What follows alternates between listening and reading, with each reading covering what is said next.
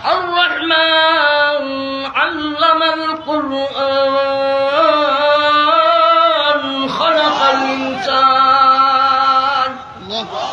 الرحمن علم القرآن خلق الإنسان ইনসান আগে বানাইছেন, তারপরে কোরআন মজিদ দিছেন, কিন্তু শিক্ষার ব্যাপারে প্রথম রব্বুল আলামিন ইলমের বয়ান দিছেন আল্লাহ, শিক্ষা দিছেন আল কোরআন। তাই ভাই আমরা ইলমের চর্চা রাখবো, কেন রাখবো? আমরা মুসলিম জাতি, এই জাতির অস্তিত্বটারে টিকাইয়া রাখার জন্য ইলমের বিকল্প কোনো ব্যবস্থা।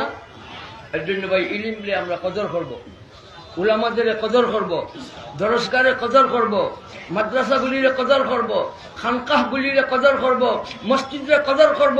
দিনকে বুঝার জন্য ইলমের বিকল্প নাই। আঞ্জুমানে হেফাজত ইসলাম চাইছে 200 কোটি মুসলমানের গড় হোক একটা একটা মাদ্রাসা।